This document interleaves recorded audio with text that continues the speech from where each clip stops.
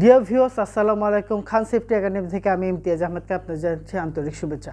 আজকে যে বিষয় নিয়ে এই ভিডিওটা বানাচ্ছে ওটা হচ্ছে understanding the organisation and its context. That means এখানে এই কনটেক্সটের মধ্যে ISO 45001:2015 আন্ডারে ক্লজ নাম্বার 4 এর আন্ডারে এই আন্ডারস্ট্যান্ডিং দ্য অর্গানাইজেশন ওখানে দুটা ইস্যুর কথা বলা আছে, একটা এক্সটার্নাল ইস্যুস, একটা internal issues.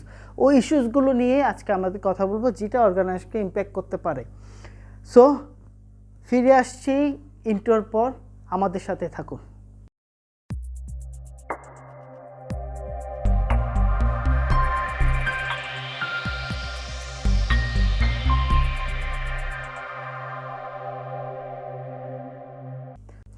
According to ISO 45001 মানে occupation health and safety management system under clause number 4.1-এ ওখানে তিনটা বিজনেস কনটেক্সটের কথা স্পষ্টভাবে বলা আছে, যেটা একটা বিজনেস বা অর্গানাইজেশন সাস্টেনেবল গ্রোথের ক্ষেত্রে অত্যন্ত জরুরি, নাহলে বিজনেস রিস্কে পড়ে যায়। সো ওখানে তিনটে কথার মধ্যে এক নম্বরে বলা আছে understanding the company and it's business context. Company এবং তার বিজনেস কনটেক্সটকে বুঝতে হবে ভালোভাবে বিজনেস করার সময়। Management must identify the external and internal issues that are applicable to the occupational health and safety management system. আর 3 নম্বর হচ্ছে ওই ইন্টারনাল অ্যান্ড এক্সটার্নালের যে ইস্যুসগুলো হবে ওই ইস্যুসগুলোকে হাইলাইট করতে হবে, that have affected or may affect the organization's ability to successfully implement the occupational health and safety management system. So এই তিনটা জিনিসকে আমাদেরকে মাথায় রাখতে হবে, কারণ এই তিনটা জিনিসই বিজনেস রিস্কের সাথে জড়িত। এখন আসেন কিভাবে এক্সটার্নাল আর ইন্টারনাল কোন ইস্যুসগুলো আমাদেরকে বিজনেসকে এফেক্ট করতে পারে। অনেকে এটা চিন্তায় পড়ে যায় বা আইডেন্টিফাই করতে কষ্ট হয়। সো যে মেজর কিছু ইস্যুস আমি আপনাদেরকে বলবো, ইন্টারনাল ইস্যুসের ক্ষেত্রে 4টা মেজর ইস্যুস যদি আমাদের মাথায় রাখি তাহলে আমাদের জন্য ভালো হয়। এক হচ্ছে the competence and diversity of the organisation's ওয়ার্কফোর্সকেও মাথায় রাখতে হবে এক। দ্বিতীয়ত the commitment of workers regarding health and safety regulation.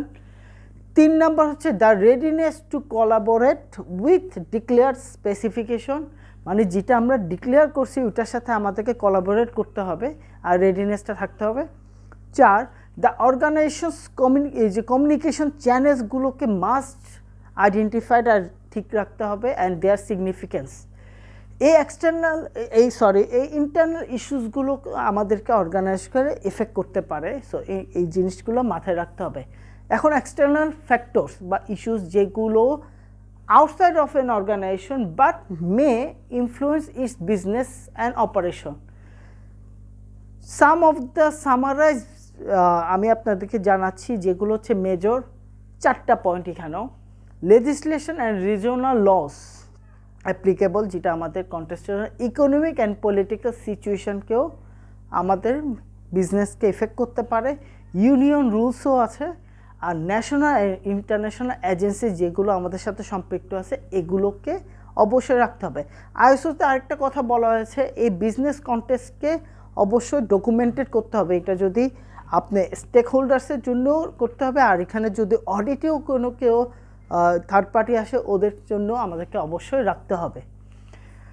So আরেকটা জিনিস আছে যেটা হচ্ছে যে কমপ্লায়েন্স অ্যান্ড ইন্টারেস্ট। এখন কমপ্লায়েন্স অ্যান্ড ইন্টারেস্ট বলতে কি বোঝাচ্ছি আমরা? কমপ্লায়েন্স হচ্ছে compliance with applicable health and safety laws and regulation protect businesses from legal and other financial penalties থেকে আমাদেরকে রক্ষা করে।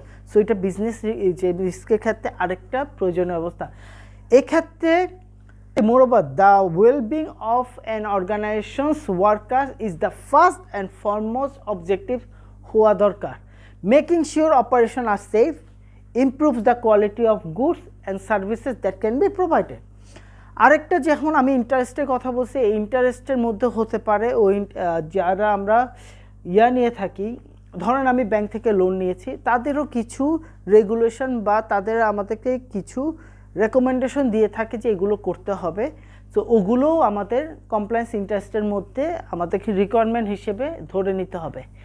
So this is the thing, হ্যাঁ বিজনেস রিস্কের ক্ষেত্রে ইন্টারনাল এক্সটার্নাল কোন ইস্যুসগুলো আমাদেরকে বেশি বিজনেস রিস্কের সাথে আমাদেরকে ইফেক্ট করতে পারে ওগুলোকে মাথায় রেখে যদি আমরা বিজনেস রিস্ক আমরা আইডেন্টিফাই করে যদি লিস্ট আউট করে ফেলতে পারি তাহলে বিজনেস সাস্টেনেবল বিজনেসের ক্ষেত্রে কোনো সমস্যা হবে না।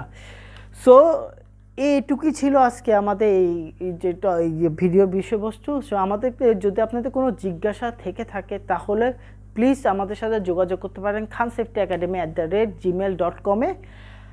ধন্যবাদ সবাইকে। আমি ইমতিয়াজ আহমেদ খান।